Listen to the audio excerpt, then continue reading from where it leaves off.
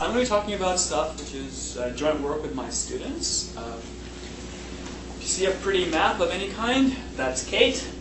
And the stuff on the regulation side is more Kristen. Kristen's graduating with her PhD now. I have chapters of her PhD to go through the dissertation and really just do the final checking.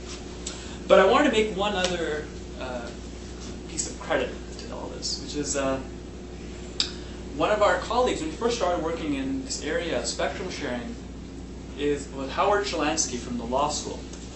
And so Howard was on this NSF grant with us. And Howard, he had been a former chief economist at the FCC.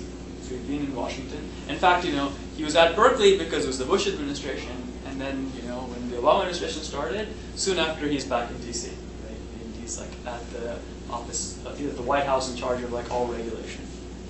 So we learned a lot from Howard in terms of how to think about the problems in a broader way than just the way that we were thinking about them as engineers. Hopefully some of that will come across in this talk. And so all support goes to the National Science Foundation for making all this possible. So how many of you have sort of done any work with, or heard of any talk on cognitive radio or spectrum sharing? With any? Oh. Okay, so you've probably all seen a chart like this before. This is the spectrum allocation chart for the United States from the NTIA, which is one of the two regulatory agencies dealing with spectrum in the US. So the question is, what are we going to do with this? How are we going to change this and to move to a modern world view?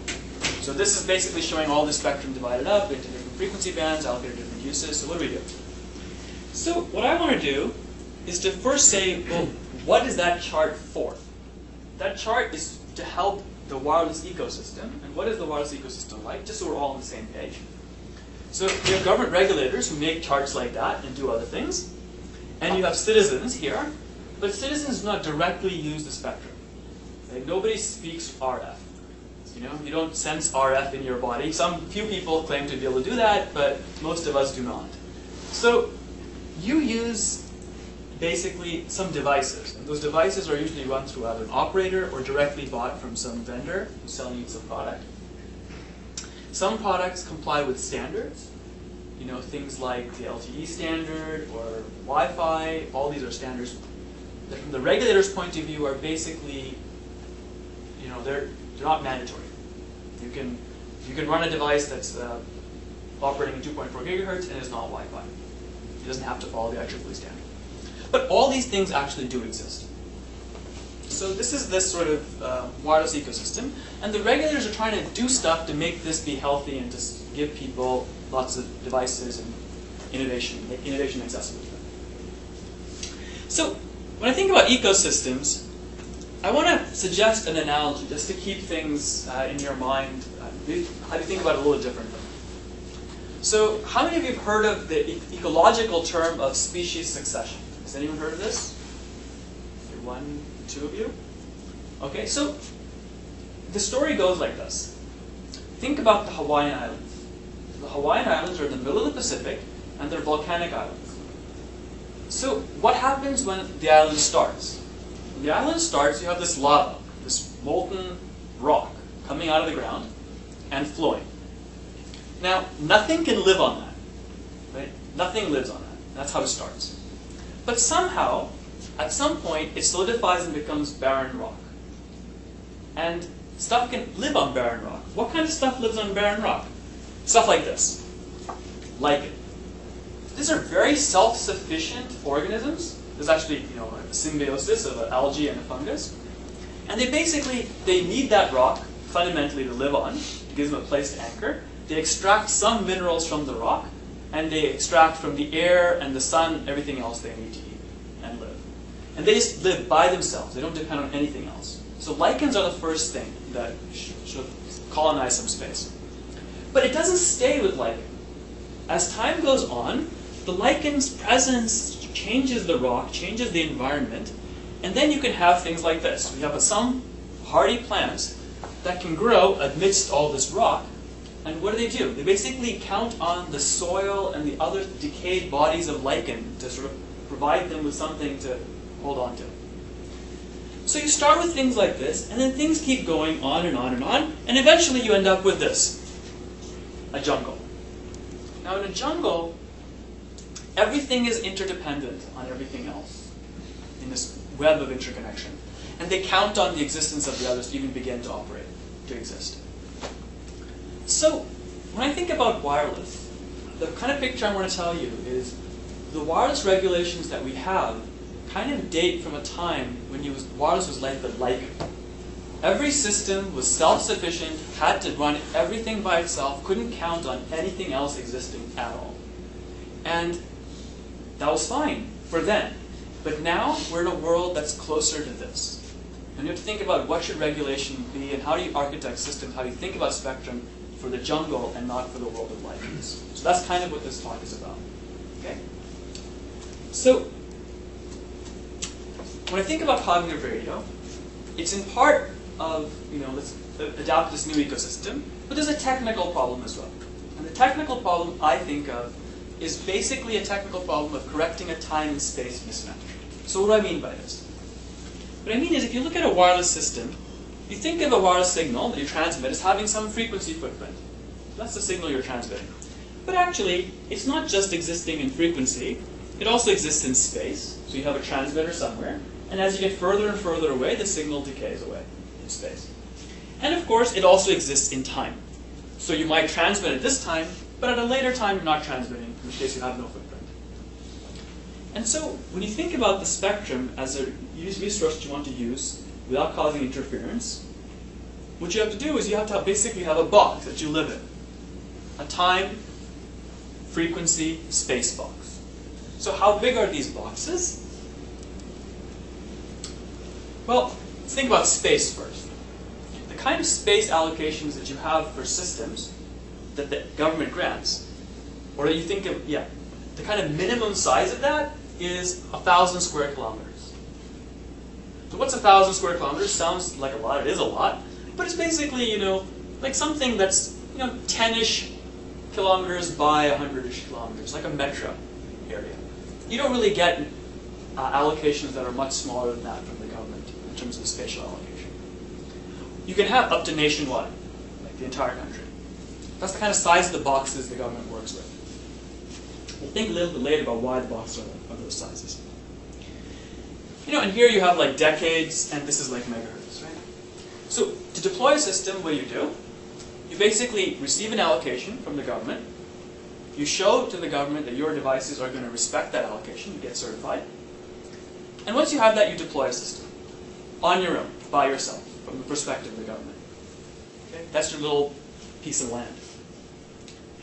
And somebody else can get a different box and have a different system in the different box. That's what that spectrum chart represents. It's just a projection onto frequency of this thing, which is actually divided by boxes. So you notice here that there is a fundamental time and space mismatch between the size of these boxes that the government's giving and the size of the boxes that systems actually use. So it's most dramatic in time. Because you think you have a wireless transmission, maybe you're transferring a file. If you're transferring a file, it doesn't take a decade, usually, hopefully, to transfer your file. So you have a little instance, you transmit, and it's probably done in a few seconds, milliseconds. That's like one kind of atomic unit of transferring a file. And you don't, some things like television stations operate on this huge scale. But if you're using a smaller system, you might have something just like even 1 kilometer squared, or a few kilometers squared, or even like smaller than that. But the government doesn't deal with that. It has allocations at this kind of spatial and time scale. Frequencies, they're actually pretty well matched. If you give you 1020 megahertz, you use 1020 megahertz. So what we want to do is to basically correct this mismatch between this and what actually exists. And so the mismatch is most famously seen in charts like this. Many of you have probably seen things like this, where people take a spectrum analyzer and measure the usage. And what you find is that in any given place, at any given time, most frequencies are not used. And this is a natural consequence. I want to describe it to you this way. If you're getting boxes that are huge in time and space, then in most places, they're not going to be used. They could be used over that time. Right? So over the decades it's allocated, maybe in that place it will be used. And so it's considered used. So we have to correct this. That's the fundamental problem we have. So we want to do that by being smarter. So basically all these things are called white spaces, right? The places where they're not being used. So the important thing I want to say is that this is actually happening. Cognitive use is happening. The white space rules were initially made in 2008 to say in the television bands you can do this. You can find empty places in the television channels that transmit. They keep getting revised, and they're kind of in their most final form last year they were issued. And what I'm going to talk about a little bit here is there was a recent report by the Presidential Council of Advisors of Science and Technology, the PCAST report, that was talking about extending this approach to other bands. So how many of you have heard of the PCAST report for spectrum? Okay, a few of you. Actually, this is one thing that if you work in the wireless area, I do recommend you skim over that report. It's worth reading, just to get a sense of the flavor of how they're thinking about it. I will talk a lot more about that report. So, I'm going to say that these regulations we have right now are Lichen-style regulations. Every system is its own separate thing, and you don't count on anything else. The white spaces are the kind of exception to this. But otherwise, other than that, almost all of these are like just supposed to be an independent system. No, not counting on anything else existing. So, it's important to understand that when the style of regulation was developed, that's like the 1920s. That was actually true, right? But we don't live in the 1920s anymore, right? We have lots of major advances. We know, for example, now there's something called bits. They didn't know that in the 20s, really. We also have things like the internet and general-purpose computers. Again, not even dreamed of really in the 1920s. So that's why I think things have changed. So these are the current style of regulations, and remember they're operating on a time scale of decades. So not only are they talking about frequency allocations like this on large scales, the technology used to implement the regulations, the technology in which the regulations exist, you know what it is? It's legal documents with footnotes and tables and charts embedded in those footnotes. So I'm going to show you just a picture of what these look like. They're things like this. Like long blocks, PDF documents filled with text. And, in the text you have things like the use of the band 482 to 488 megahertz. This is like in the laws, right, in the regulations. TV channel 16 is limited to eligibles in the public safety radio pool in and around the Los Angeles area, New York City, Nassau, Suffolk, and Westchester County, and Bergen County, New Jersey. Like this is in the rules, as written down, okay? This is the technology. These are charts like this, tables. And, this is the style of these things, which is basically legal style. This is how lawyers write things. Including such silliness as parentheses for a vertical line, dating back from typewriter days. Okay? And they're still issued this way. So just to show you, this is like September 23rd, 2010. I'm not showing you some ancient documents here. More tables, numbers sort of in them. Lots of, at least once every 60 seconds, plus minus 50. All these things are embedded in text. So, hopefully you will all feel that maybe having the regulatory technology implemented in paper and not pencil, but typewritten documents written by lawyers might not be the way we want to go in the future. If you want to change that spatial mismatch. It's fine if your document is valid for a decade. Who cares if it's written by a human? But if you want to correct that, we have to do something different. So what I'm going to talk about, I'm going to talk about the vision. This is my version of what I think the PCAST vision is. So don't blame the authors if there's anything that you disagree with. It's probably, it might be something I'm reading into it, but I think it's a way for technologists to understand what the vision is. I'm going to talk about the TV Whitespaces, and then I'm going to talk about light-handed regulation in the long term, how we think things are going to evolve. And the point I want to make in the end is that the key functionality that you want from the regulatory layer is trust. Trust that there won't be interference, that systems will operate correctly. So how you get that trust is the question. So this is what the PCAST report looks like. It was issued July 2012. Realizing the full potential of government-held spectrum to spur economic growth. Why is it written like this? You know, because if it said realizing the full potential of government-held spectrum without that last line, fewer people would be interested. From the perspective of people in Congress and policymakers, you add to spur economic growth, and suddenly it's a lot more interesting, right? But they were talking about government-held spectrum because it makes sense to look at government-held spectrum. Government holds a lot of spectrum. But really, it's a larger vision than just government-held spectrum. So basically, the question boils down to how do you want to regulate spectrum access? The current system, again, legacy approach, is you have this check-in time of decades, time scale of operation, and across frequencies you have exclusive use. I've already shown this picture before.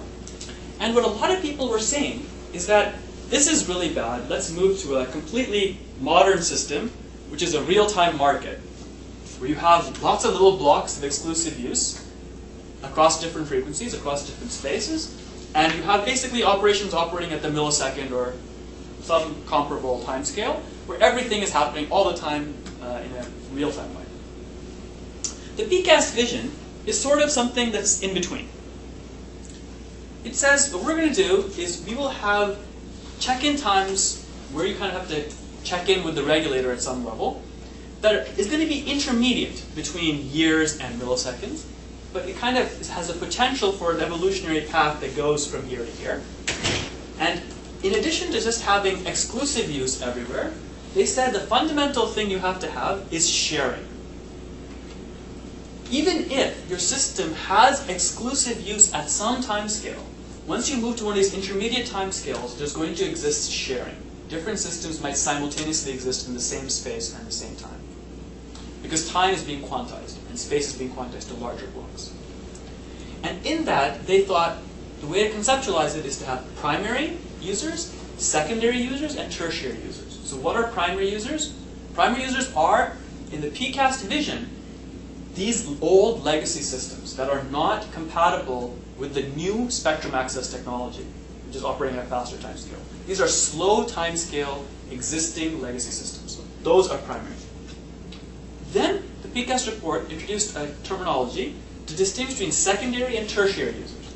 Secondary users are users who have priority over everybody else except these old legacy users who you can't do anything about, who don't really participate in the system except in some passive way. And tertiary users are opportunistic users who use it whenever it's free, but they don't have any priority. So think about tertiary is like modeling unlicensed devices. And secondary is modeling modern licensed devices, like a cellular system. In the PCAST vision is a secondary. Primary, legacy system, like a government radar or a television broadcaster. So, why did the PCAST report propose something like this? Basically, there's like a short version of, I think, their argument. It goes like this. Wireless mobile broadband has exploding demand. So we have to find more spectrum for wireless mobile broadband. At the same time, there are other emerging uses that are going to come up that are going to also want a lot of spectrum. M-to-M communication, for example. Machine-to-machine. Internet of Things. Things like this. Manufacturing. They made the point that the government has a lot of spectrum right now, and it's underutilized, yes, but government demands for spectrum are not going to go away. They might actually rise. So you might wonder where a rise might come from. It can come from things like drones. If you're flying drones around over New Jersey, that's going to start burning lots and lots of spectrum to run those drones. And that's not a hypothetical. It's going to happen.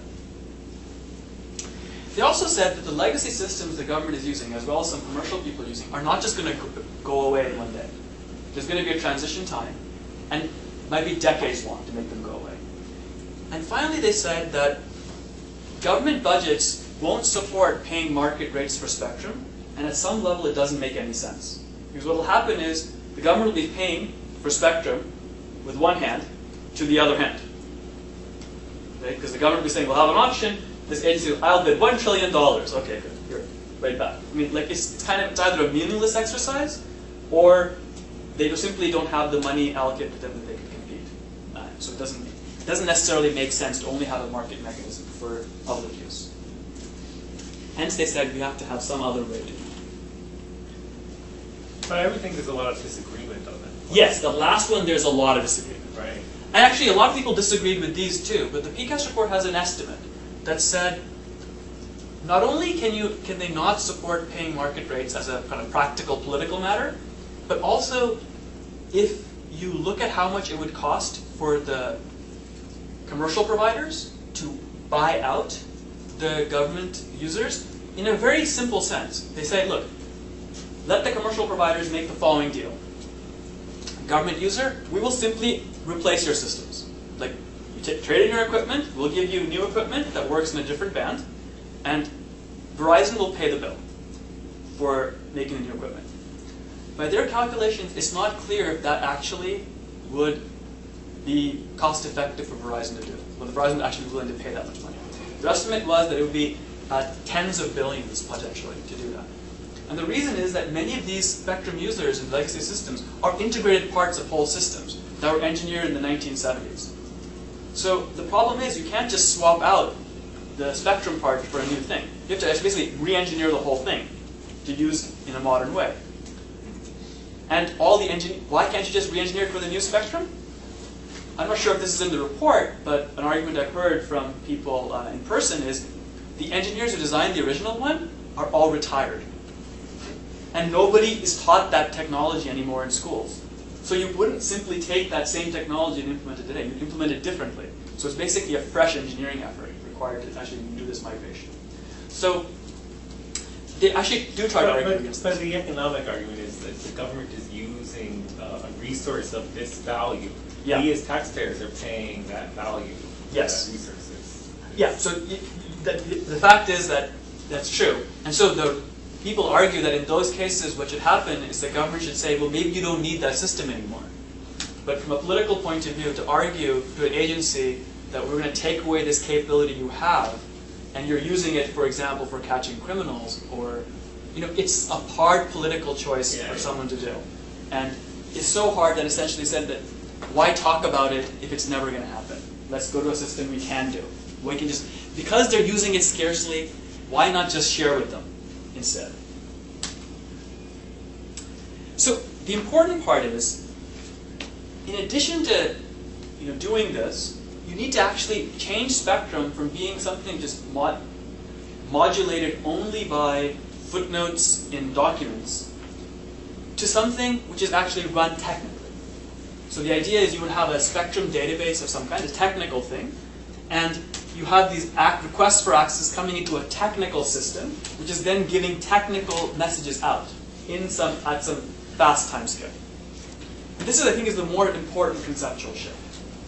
This is already being done for the television whitespaces, and they're saying that this should actually be how things work for everything in the future.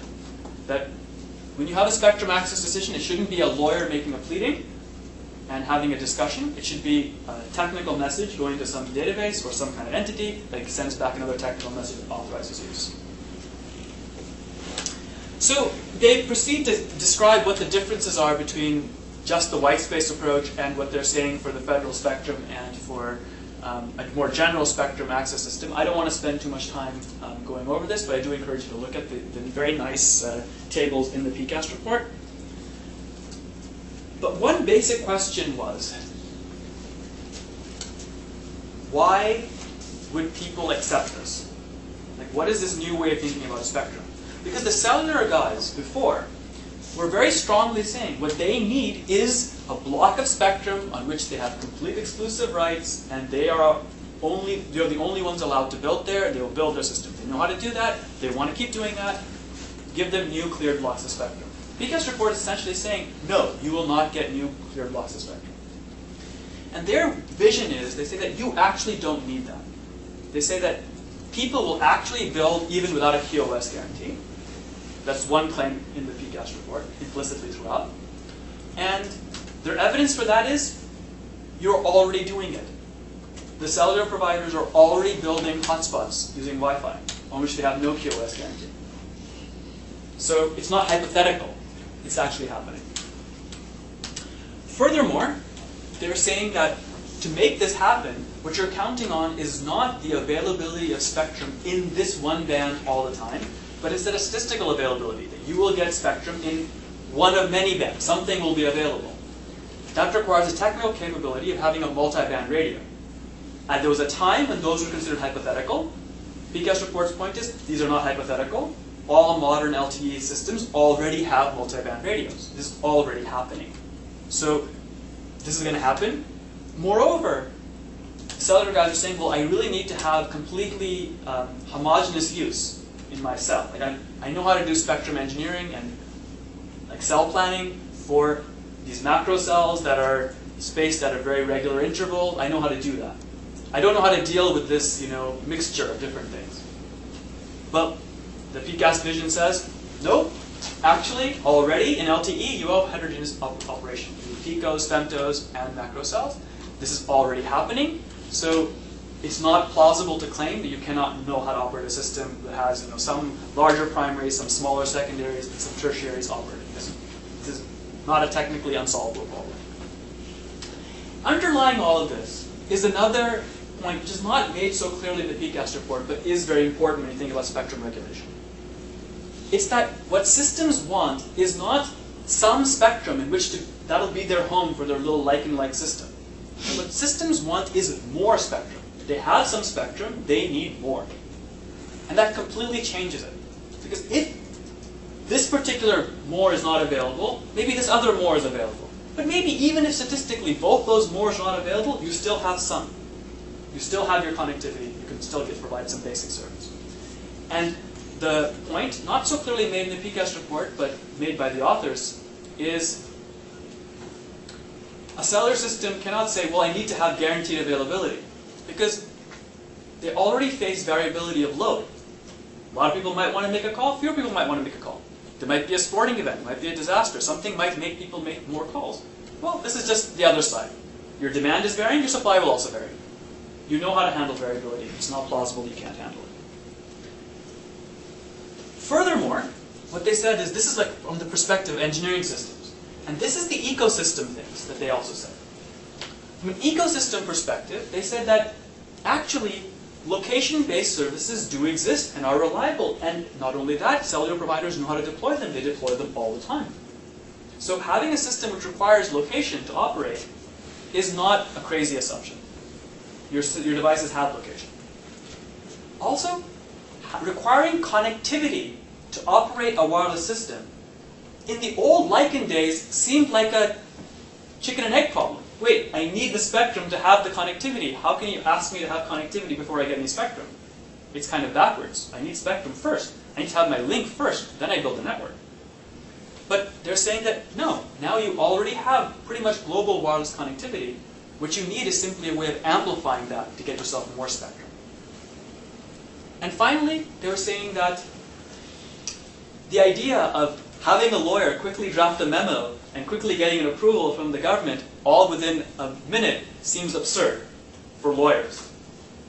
But you have cloud-based computing that works and scales today. So it's possible to deliver millions and millions of these messages in near real time around the world. Because things like Google work. So because of this, technically, it is now possible to do this new architecture. So they describe systems like this, which basically have lots of blocks, which are now technical blocks that are interacting. But I want to tell you a little bit about this sort of subtext behind it. How many of you have heard the expression, software is eating the world? This is a venture capitalist comment based in Silicon Valley. And I'm not just putting it out there because I'm from close to Silicon Valley. Also because if you look at the authors of the PCAST report, it has a very strong Silicon Valley bias in it.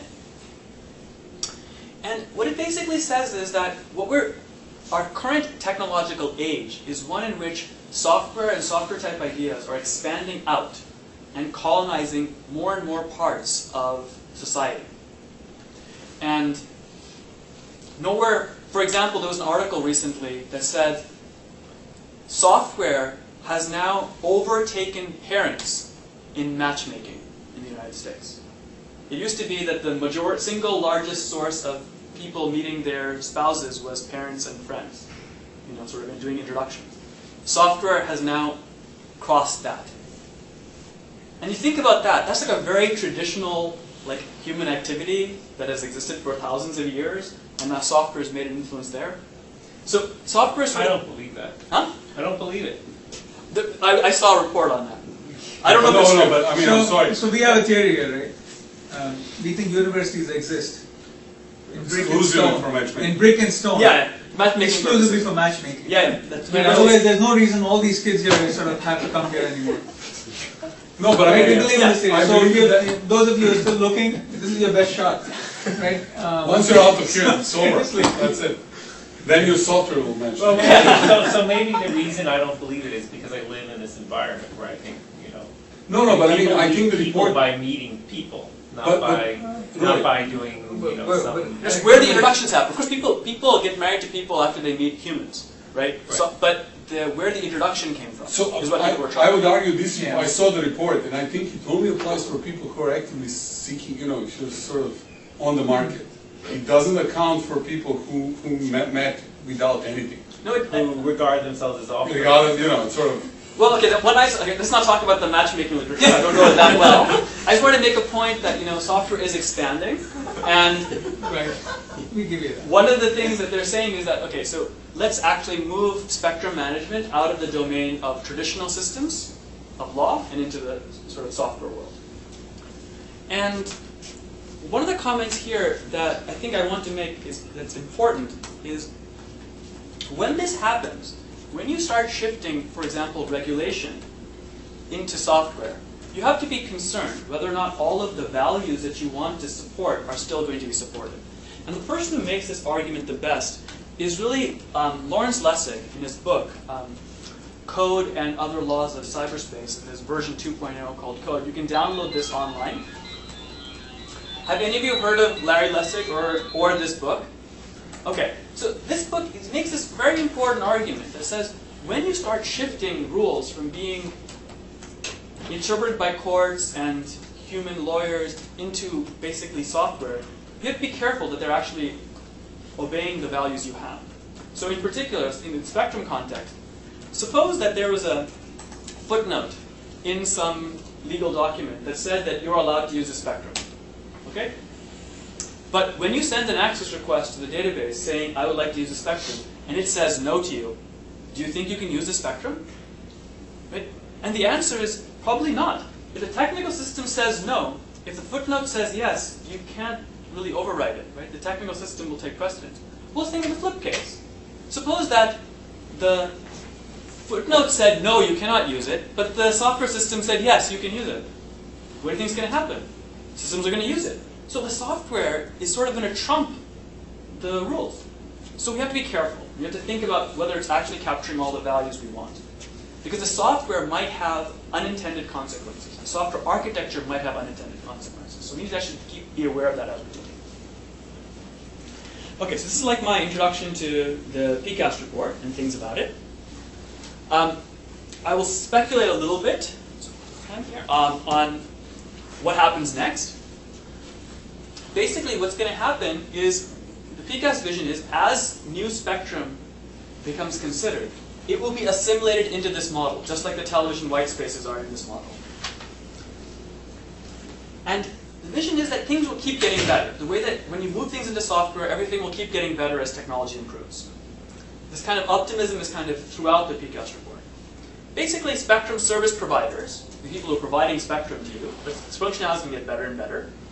And where we think things are going to go is you're going to transition to a kind of spectrum herding, as users get moved into different spectrum. And there might be virtual trading that goes on. Before there's actual trading, there might be like simulated trading. And basically providing people good defaults. At some point, you might have real-time markets in spectrum, but they need not work the way that an economist might think of a real-time market, where you go on your cell phone and make a bid before every call. This call, I'm willing to spend 10 cents for a call. Maybe users won't be involved in this at all. Maybe it'll be more like AdWords, where the actual end users aren't involved in the bidding. Automatic agents do the bidding. So lots of things can happen. One of the economic consequences of this is that there is a potential for market disruption because of a new spectrum access model. And the way that most such disruptions happen is they're disruptions from below. what happens is you have a low quality of service use that becomes popular and starts displacing higher quality of service. Because the low quality of service in the new technology improves as technology improves, whereas the old technology, high QoS, might not improve fast enough to avoid being disrupted. So why am I talking about this business thing? So who is a spectrum service provider in this vision? So in this vision, a spectrum service provider could be a company which is an authorized database provider.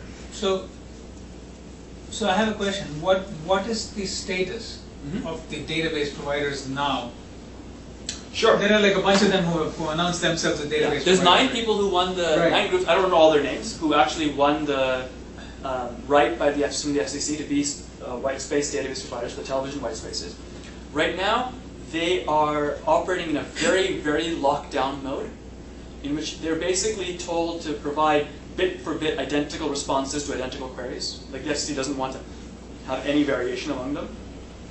And a few of them have actually deployed systems. Spectrum Bridge is one. Yeah, I know. And I think Microsoft and Google are also deploying their systems. Yeah, and Telcordia. Ericsson is. Yeah, Telcordia is doing it. There's a few others who are looking to do it. So they're entering this. However, they're not in that market thinking that they're always going to be providing a bit-for-bit identical service. So they would like to move to provide value-added service. The question is, what value-add can they do? For example, they can herd you to better. They can say, here are all your open bands, but I suggest you move here. So here's another question I'll ask you, right? There's another set of auctions that's supposed to happen next year. The incentive auctions. Right, incentive auctions. And also, how do reverse auctions sort of fit into what you're saying? Yes. So the incentive auction and reverse auctions are another way is like the last, from the FCC's, from the PCAST perspective, it's the last attempt to actually clear spectrum in using an auction. So what they're doing is they're going into the television bands and they're saying, we would like to remove some televisions remove some television stations from the market. And what they're going to do is they're basically offering bribes to television stations. If you accept the bribe, you go off the air. If you don't accept the bribe, you will be moved potentially to a different channel, but you'll maintain roughly the same quality of service. And the cleared spectrum, the money for these bribes is going to come from selling that cleared spectrum to cellular providers. Right, and so what I hear from people at Verizon is that as much as we love white spaces and cognitive radios, perhaps they will take more of this away from. Yeah, so mostly due to lack of use or lack of anything useful that's happened with it in terms of really providing services or value add. So, and we might just lose them altogether. Yeah, so so if, for example, the auctions are a dramatic, so right now, when the PCAST report is written, the white space is reviewed as a way forward, technically. If the incentive auctions succeed in a big way, you could imagine political pressure saying that we would like this. Now, but I want to point out, why is that political pressure existing? Right? This is why that political pressure exists. Yeah. Because it's not a technical argument. I'll show you a plot later that actually sharing between heterogeneous uses is just fundamentally better from a spectrum use point of view. You just get better. You get better points on the Pareto frontier by doing the sharing. But this is very scary if you've got good profit margins. So you want to avoid anything which might cause you disruptions. So just keep that in mind whenever you're thinking about this. But yeah, I think that is a question I'll have to talk about. Yeah, but they're very powerful. They're very powerful, but the point is that there's strong technical arguments for why you wouldn't want to actually. No, you're right. They really don't like disruption, I think. Yeah, this is why they're afraid. Yeah. So everything I'm saying, you should always interpret as this is a way of making a convincing argument that sort of says, no, you can operate a system and you don't have to fear interference even in a shared world. I have a question. Yeah. So this has to go through Congress, or is it the president who can sign this? So the incentive auction is authorized by Congress because it really is a bribe that was before viewed as illegal. The government can't give a bribe to a commercial provider to stop using something which isn't theirs anyway. So the spectrum belongs to people. So it's very funny, right? All these TV broadcasters got this spectrum for free in the 40s and 50s when they thought television was going to be sort of an educational tool that's going to essentially change the world and make people's lives better and all that, right? So that, for example, they agreed to things like providing children's what was given to them for free. The question is whether Verizon can lobby the Congress to vote down these laws? I mean, there's a lot of money involved. So, yeah, I'm saying I'm not going to try to attempt to answer the question of whether we live in a democracy or a plutocracy. Like, that is not a topic of this talk. It's a bigger topic that I don't know very much about. But you have strong opinions about, but maybe you don't. I have fears about, right? But yeah, I don't know enough to be able to speculate. So, Anant, this term quality of service, it seems to be such a misnomer. I mean, quality of service, what is the quality of service you have with cellular? None, right? The signal quality varies, availability goes from 90% to 50%. Data, it's even worse. Yes, and actually, just to reinforce that point, when the FCC announced that they were going to actually start monitoring measure cellular quality, the carriers screamed. Even when they said that we're going to do this by giving an open source or a publicly available Android app to let people voluntarily do this, even then the carriers were screaming that, wait, you can't be seeing how good of a service we actually deliver and telling people about it. But yeah, I think this is exactly because they're afraid of this. This is the thing they're terrified of. So, now, why is there hope? What's this TV Whitespaces? I don't know if any of you have seen talks on TV Whitespaces. I'll show you some little pictures that, if you haven't. So, if you look at the TV channels, this is a map of all the television channels reception in the United States by number of channels received. Okay, so this is a simulated map. It's not 100% exact. Like I have a circle where some of these should be a little bit more blobs because of mountains, but this is like an approximation. So as you notice this for how many channels you receive, remember there's roughly 50 TV stations. There's roughly 50 TV channels.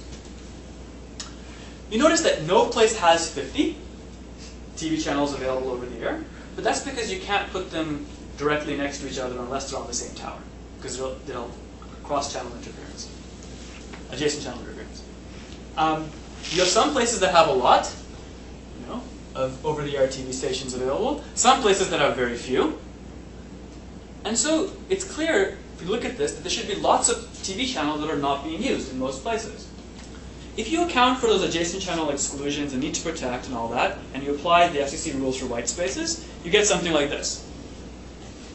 This is the number of white space channels across the United States under FCC rules. Again, it's an approximation. We're not capturing everything 100%, but it's roughly correct.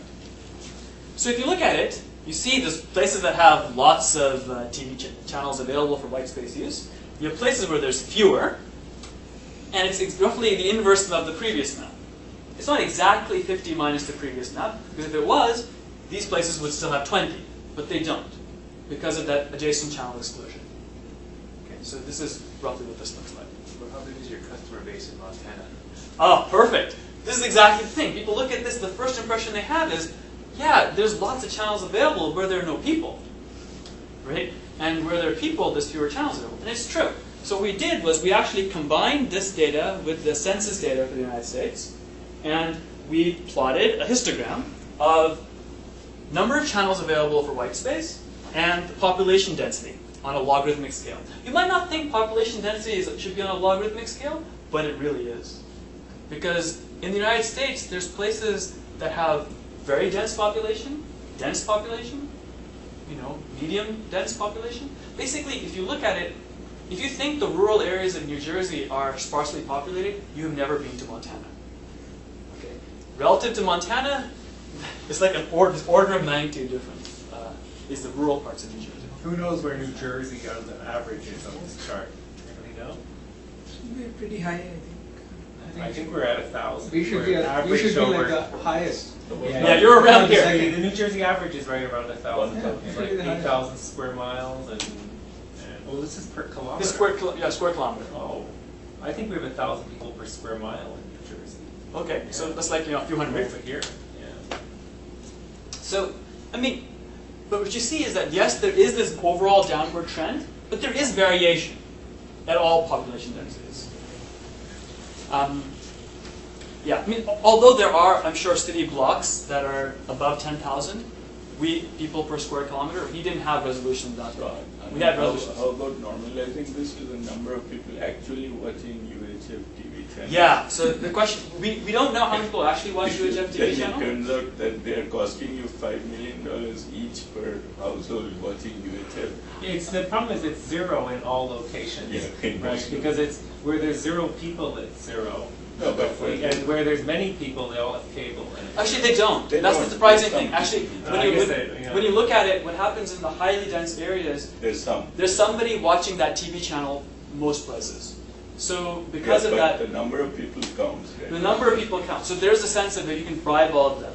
Instead of having an incentive auction for TV stations, why don't they just have a reverse auction for households and say, we'll buy you cable? And why they don't do that is a separate question. So we then went and we said, okay, because of this, let's pretend we're going to deploy a cellular system using the white spaces, and we're going to use this spectrum for downlink, just so you can see, like, you know, what happens. What happens is, let me give you the rough idea. What happens is that there's two counteracting effects. When you have a high population density, you can also afford to put in more cell sites. When you have a low population density, you can afford to put in fewer cell sites, and the range increases. So you have this trade-off. The range is getting smaller in dense areas, and the range is getting larger in rural areas. So that kind of fights against a little bit this channel availability. So we put all that together, and we said, this is like the... So we did this for assuming there's 2,000 people can support a cell site. And we assumed omnidirectional, no sectors. Okay, if you want to, it'd be roughly the same if we said 2,000 people per sector. Okay, which is a little bit low. I think actually you can support sectors with fewer than 2,000 people, but we just use 2,000 as our number. So the number we have by the color is the kilobits per second average that that person can get. If you want to understand the instantaneous download rate, multiply that by 2,000. Okay? So you see, it's actually pretty respectable in a lot of places, even places that have fewer channels. Yes, it's not great. It's like 5 or 6, you know, in the New York area, which is like 10, 20 megabits per second possible downlink speeds. And this is, here we're accounting for the pollution that comes from TV stations. We're assuming you're going to get pollution from TV stations. And you know, outdoors you're going to get coverage. We're assuming people are outdoors. This is not indoor coverage. We didn't account for any fading for going inside the house. So it's actually, it's worthwhile. In fact, it's places up here that die. And they die for the same reason they don't have cellular coverage right now. That it's uneconomical to deploy. And the power limits on the white spaces. So how did you produce this picture again? We have a model of a cell system, assuming sort of hexagons, where we space the hexagons, size the hexagons based on the population density. We look at the local... Okay, so it's not based on the real footprint of cellular in the country? No. This is a hypothetical deployment of a white space-based downlink, using only white space channels, using... so you just place hexagons and use the white space channels available and figure it out? Yes, and we coupled it to census data to try to capture some of these population effects. Because real-life deployments are based on people, not just area. So the important point here is that because white spaces are actually useful, you could in principle put a cellular system downlink in them, assuming you have antennas that can work on all those frequencies. That's an assumption that we're just making. I just want to move to this second plot. So, coming back to the incentive auctions and things related to that. So why is white space useful? Oh, just curious. How is the real picture with cellular in the US? There's no, Just curious. that data is not available. No one has data available for what the actual data rates across the United States are using actual cellular. The FCC is trying to instrument people's Android phones to try to get something like that, and the carriers are screaming. I bet Google knows. Google might know. Yeah, Google probably knows. Apple probably knows because they have enough data, but there's not public. So, what I want to do is talk about this choice. You have one choice, which is clearing spectrum. Taking a TV channel and saying, you know what, I'm just going to take that channel and reallocate it to white space use. Second choice is you have white space use only. So you have to only fit in these interstices between these TV stations. Here, using that same model, that hexagon model, we said, let's look at how many people on average watch TV, and how many channels they can see, basically. And let's look at the average raw rate downlink to the secondaries in megabits per second. So here I'm multiplying by that 2,000. So if you got rid of all the TV stations, took the entire TV band and said I'm going to allocate it all to cellular downlink, then you get roughly 400 some megabits per second to people on average. Why? Because there's roughly 400 some megahertz involved. Right? Makes sense, right? You roughly get 1 bit per second per hertz. Now, if you take away TV stations, here we took them away in order of popularity. We looked at the single channel, which had the fewest number of viewers, and we took it away. That was the first one we took away. Then the second most fewest number of viewers. Where we didn't know which was popular in terms of TV shows. We just looked at the footprint of the populations that it sort of had. And but we took away the channels on a nationwide basis. So we said, is channel 35 averaged over the nation, the least popular? Okay, we'll get rid of that first, and we'll give that to cellular. So if you do that, you get this curve. Then you had another way of doing a trade-off, where we were basically adjusting how much interference the cellular system, using white spaces, is allowed to cause to TV stations, and cause them to lose viewers.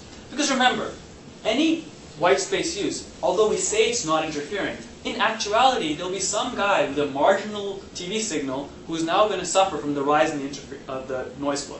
And he's not going to be able to watch TV anymore.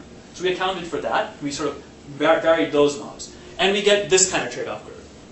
Here we were following kind of FCC rules, which is why we weren't allowed to go past this point. FCC style rules, except with some parameters. The important thing to understand is this is just a better trade-off. It's just a better trade-off than this one. So this is why the secondary use, tertiary use makes sense fundamentally. If you have things of different spatial scale, it's better to fit them inside each other. Same reason why you can fill a glass with rocks and then still add water. Like, that's the basic principle. Okay, so now I want to talk a little bit about the... Okay, so... Anant, on that one, suppose that you had the ability to pinpoint receivers and do more accurate calculations. How much more data can you put in? If we were to look at pinpointing receivers and do more accurate calculations, we could probably get even more data in the system. We could probably push this curve out further. But the important thing to see is this curve is already pretty good. Right, but the software world that you described, that's a trivial thing actually. If we could instrument receivers, yes. Yeah. Yes, we could do that. So, exactly.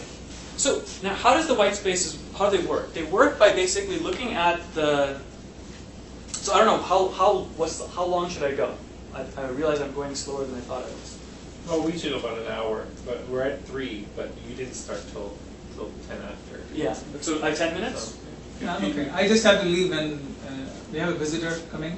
Okay, so I'll go like 15 minutes? 15. Okay, so there's like 2 points I want to make now. That's kind of giving you the background. There's 2 points I want to make. How does this white space system work under the TV rules? It works kind of like this. What you do is, you have to know where you are. So your device has to figure out where it is, it queries the database, and the database tells it what channels are available where you are. So the FCC's rules for this, let me just show you what that would look like. Okay, so at a software level. I'm going to break it down further. So right now, you should think of everything in this side as existing inside of a white space device. I want to break out these rules for you, because I think it's important to do that. So you have this client radio. Radio says, I would like to get access. It sends a device ID to some entity. The entity is a software entity. Figures out location, for example, using the device's GPS. It then packages it together into an access request, which it somehow uses a radio of some kind, some way, to reach the database through some gateway. The database responds, saying, okay, these are the channels you're allowed to use. That software then releases that information to the radio. Right? This is how things work. Just everyone understands this is roughly how the system has to work. The way the FCC currently regulates this and certifies this is it says you have 2 choices. Your choices are either all of this functionality sits in one device, or you're allowed to split this functionality across 2 devices. Exactly 2. It must be split in the following way. This is one, this is the other. Okay? The way the language used by both the FCC and the European Ofcom in UK, which is the other, there's two in the world, there are two forward-looking regulators. The US FCC, and in Europe, the British regulator, Ofcom. Ofcom is actually a little bit more forward-looking than the US, but a little bit more tentative in doing things. The FCC kind of does stuff faster. So they have this kind of master and client. Why do they say master and client? Because they don't want to use the word slave. In fact, in the US, they refuse to even use the word master. So this is called a mode 2, and that's a mode 1, or I forget which is which. It's like stalactite, stalagmite, convex, concave. It's like these things. How do you remember which is which? Okay, just practice. So it says all this functionality has to be in one, and one is the other. So how does that work? It works like this. You have a device, which is a client device. Think indoors. Your GPS doesn't work. What you do is you contact, somehow, a master device, which is outdoors, and it has access to GPS. It contacts the database on your behalf. It figures out what channels are good for you, and it tells you. So it handles all the packaging and everything. Now, how many of you have heard the term in software called refactoring? Nobody?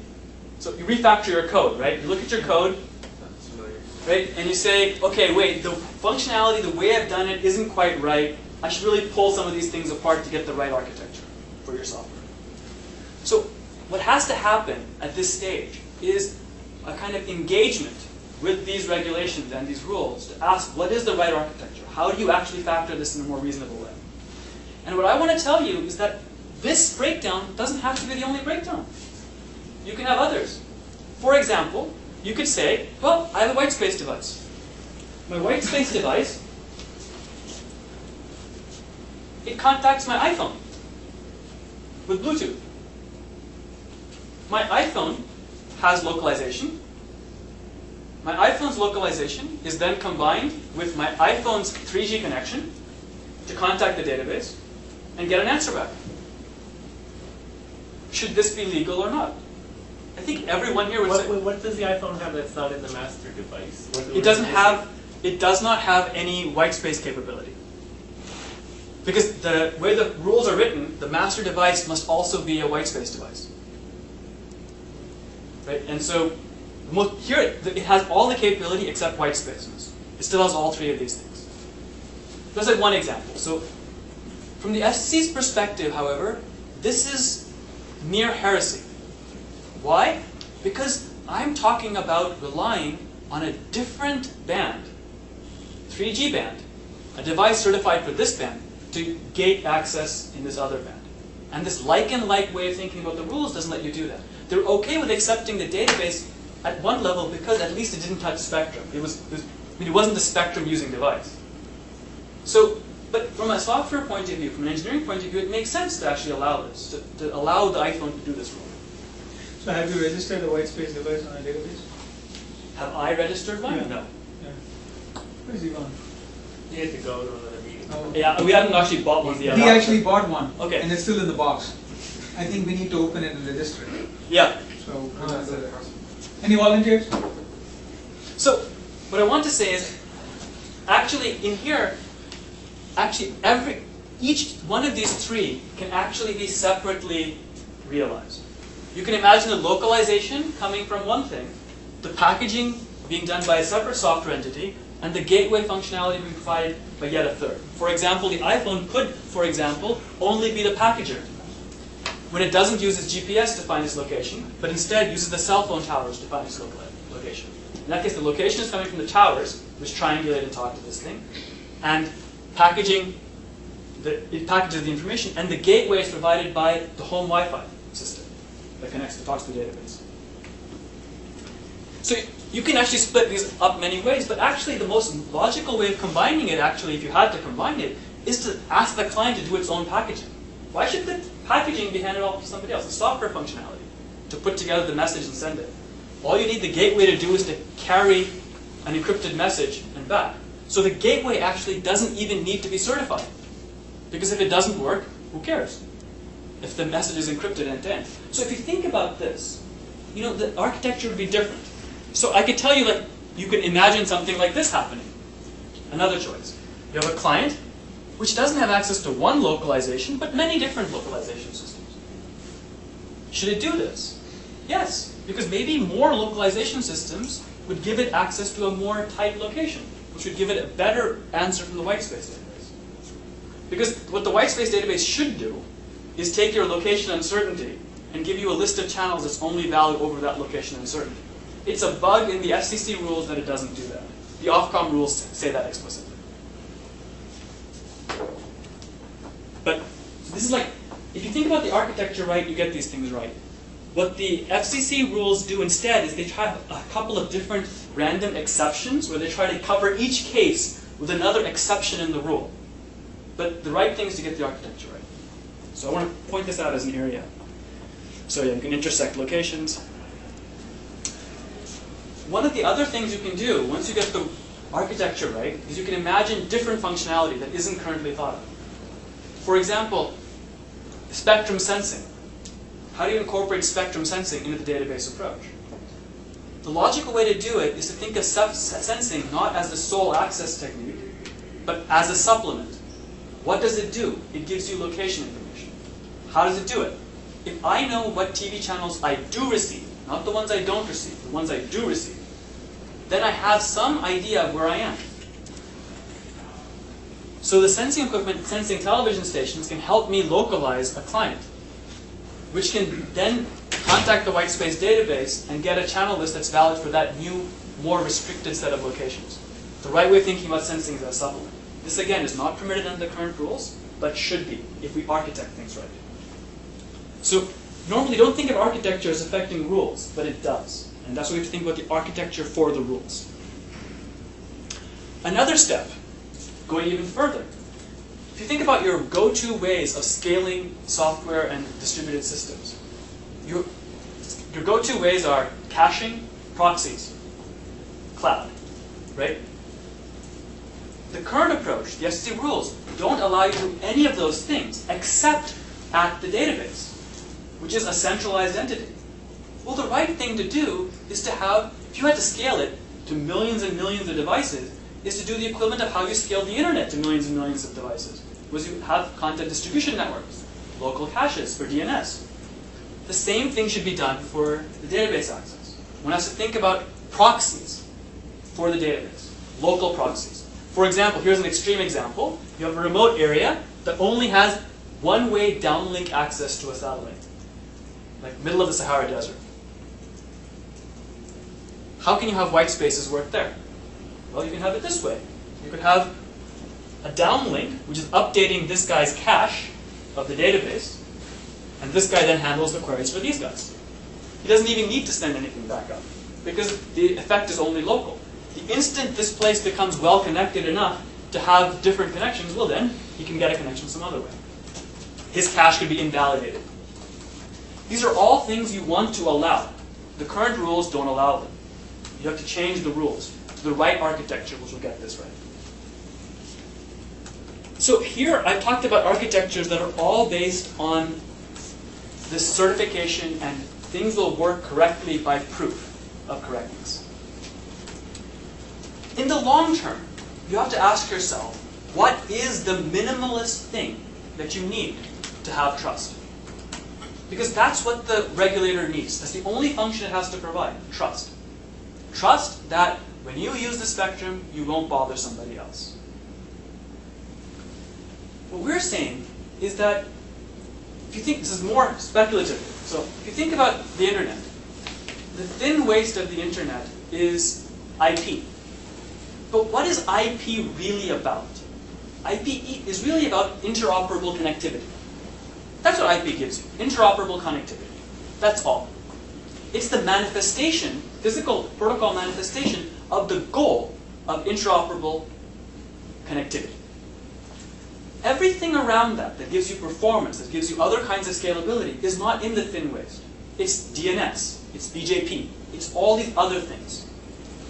So if you take that abstract rule, what you want, the functionality, the counterpart of interoperable connectivity is interconnectability of spectrum, which is trust. That when you move from one place to the other, you won't bother somebody else. That's it. That's the only thing the regulator has to provide. So how can we think about regulating just that without all the other certifications? What's the minimalist thing? So my student Kristen and I have been thinking about this question. And we kind of were taking it from a perspective of, more for a fun perspective. In science fiction, when you have autonomy, autonomous devices, that's robots. What are you afraid of with robots? Is they'll run amok, right? And, try to take over the world. Like every story with robots, they try to take over the world or kill people, right?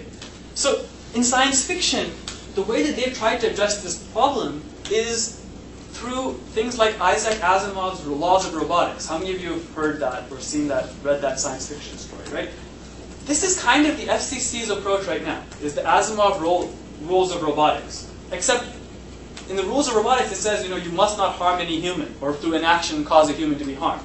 Well, we don't know how to program that today in a robot, and we don't know how to program into a radio, you must not cause interference, or through inaction cause another thing to be interfered with. Like, we don't know how to do that. So instead, they say, well, let me restrict your capabilities so much that I can then prove that you won't do that. And thus, this database gives you access to this channel. But really, that takes away from autonomy. So if we want autonomy, what can we do? And our basic approach is, you have to change your model of trust from you are not capable of harming another to you won't harm another.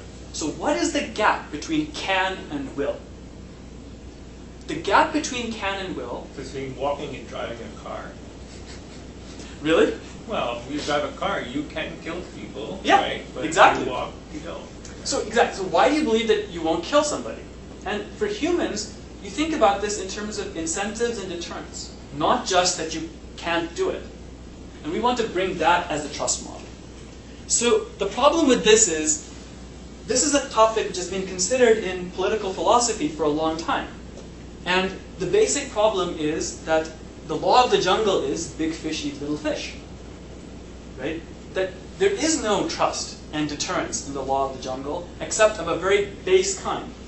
If two equals come together, they'll trust each other. But if you're weak, good luck. You're a little fish, you'll be eaten. That's the law. Right? So the problem is wireless is more like this big fish and little fish problem. Because there's this near-far issue in wireless.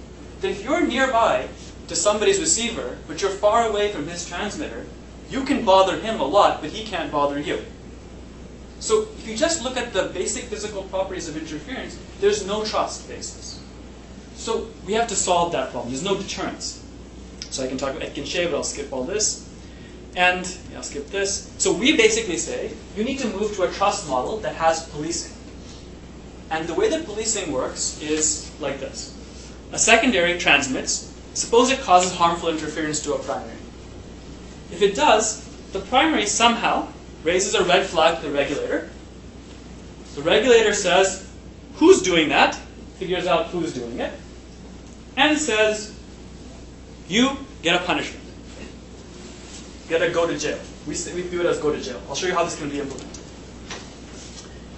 And by doing this, what he does is he says, the threat of the sanction, the knowledge that the sanction exists, the threat of the sanction induces trust. So from a game theory point of view, the secondary won't cheat. Because if it were to cheat, it would cause trouble. So I can go through a lot of analysis, but I don't want to do that and keep going over my time. I just want to talk about two things. I'll show you a couple of just qualitative plots, and I'll answer more questions if you have them. This idea of enforcement after the fact as the basis of trust has been around before in literature. What we're saying that's a little bit different is what the form of that enforcement should be. All the literature that we're aware of says that the way the sanction should be applied is by a fine. The economists love fines. Lawyers kind of like fines.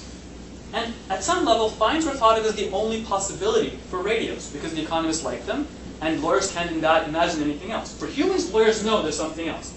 I can decapitate you, I can put you in jail, I can cut off your hands. Like, there's a wide range of possibilities available to you, right? For humans, okay? In the legal literature, I mean, it's like all legal codes have talked about this for thousands of years, right? But for other things, only the economists' spines were correct. But what I'm saying is that actually, you can do the equivalent of, like torturing a radio, or killing a radio. You can just tell it you're not allowed to transmit. So that's like drivers losing their license to drive. Yes, like a driver losing his license to drive as the threat. So, when we think about this, we think of it this way. If you could intervene into the mind of the entity that you want to deter, you would have no overhead for doing any deterrence. But if you have to intervene all the way down to the level of fines, you face a lot of uncertainty because you don't know what fine level to apply because you don't know the business model of that thing.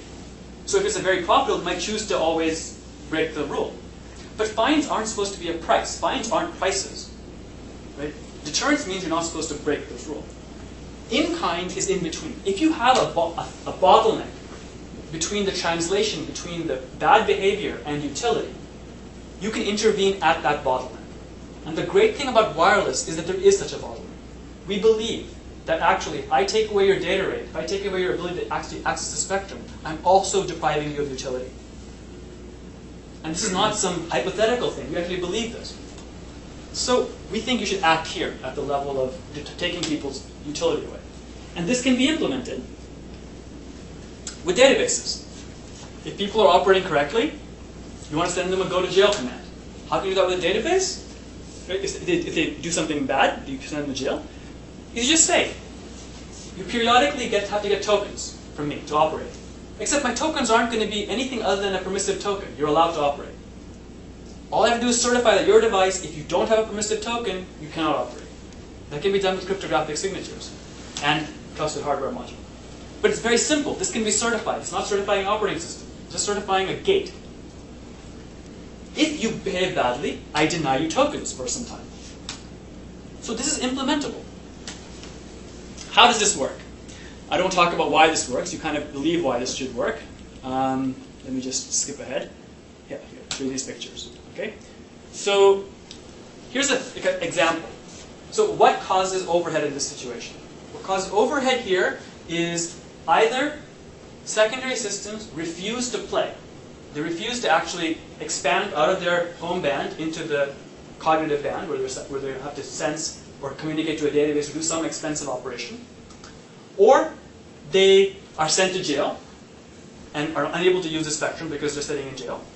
Or they are colliding with the primary. They're causing trouble. It turns out, for reasons I don't want to spend too much time on, that it's very hard to protect primaries who are never using the spectrum. Because if you're never using the spectrum, then you'll never report someone for cheating. Because somebody won't be cheating most of the time. And if you know that no one's ever going to catch you, then you'll just, a rational secondary user will just say, fine, I'll just start using it. I won't even bother checking. If I get caught, okay, I'll spend a little bit of time in jail. And then it's not worth it. It's so infrequent. So you have to set a threshold of how infrequent. So here we said, we're going to we're going to say to primaries, use it or lose it. If you don't use it enough, sorry, you're just not protected. You're taking your chances. We set that threshold at 20%. So what happens here is that as the primary uses the band more, at some point the primary is using the band so much, it's not worth it for the secondary to even check. Because it's costing him too much to check, basically. So there's two things that matter. The cost of sensing and the cost of being wrongfully convicted. Of being sent to jail even if you didn't do anything wrong. Why is that bad? Because that basically forces you in jail even in your other band, not just in the band you're using. It turns your radio off. Hey, yeah. are you taking them to the train station? I actually have to go. 338, 403. You need to go at 3:38. No, 403 is the next one. He has an express 403, gets there at 4. I can just take a cab, right? You could. Yeah. You could, but it's Ivan recommends the train. It's Okay, so He's I'll 442 though is fine, right? His flight is 6:40. yeah. That's what I'm saying. Yeah. 403, he's at the airport. So Okay, so I'll let you So I'll spend 2 go, minutes. and someone will take him to the train. I can take him. There we You go. take him? Okay, because I have This was really good. our next visitor is here. I'm supposed to meet him. I was supposed to meet him 10 minutes back. You even have 416, which gets you 508 to the train station. So I just want to show you that this works in the right way. This works. What I mean by the right way is that even if the technology for identity and for sensing, for the overhead of actually contacting a database doesn't work so well, we have trust with this system. As the technology gets better, we get better performance. So it's like we have connectivity, and as the technology gets better, we get performance. Like I want to maintain that. So here what happens is the cost of sensing is some high number, and the probability of wrongful conviction is a high number. What I'm going to do is I'm going to start adjusting these. So I reduce the cost of sensing, and because of that, it's worth it. You'll notice that I get more performance, and I start using the spectrum more and more. I never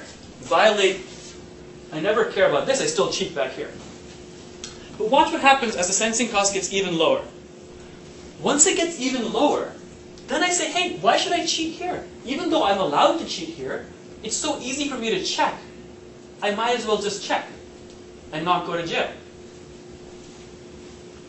And then, as the cost sensing goes down more and more, I never cheat down here, but there's still times when I won't use the map. So these are all plotted under some assumption on some utility I'm maximizing or optimizing, or how are these generated? So this is just generated by, I like using spectrum. I have a certain amount of home band somewhere else, roughly the same size as the band I'm using here. And there's a probability of being caught of 50%. If I cheat, and I'll get caught 50% of the time. Like that's important for this certification. I have to be catchable. But because the wrongful conviction rate is so high, 20%, at some point I say, screw this, I'm not going to even try. Because even if I was honest here, the primary might wrongfully send me to jail, and it's not worth it, because I'm not being protected by my identity enough. But as the identity technology gets better, and wrongful convictions go down, you start using it more and more. Until eventually, you have perfect bandwidth recovery. It doesn't cost me anything to sensing. I can recover perfectly, and now because I'm not going to be wrongfully sent to jail, I will recover perfectly. So this is the way that the trust allows us improvement in technology. And similarly, remember we said about this mismatch of those spatial scales and time scales? This has to do now with the database tokens. If the database can give me a token knowing what every primary is doing everywhere, then of course it could try to match me perfectly. But the problem is it can't do that. There's local knowledge that you have in the field that the database does not have. So this is allowing the secondary to use his local knowledge and to give him trust. The database only has to act on a slower time scale to maintain trust.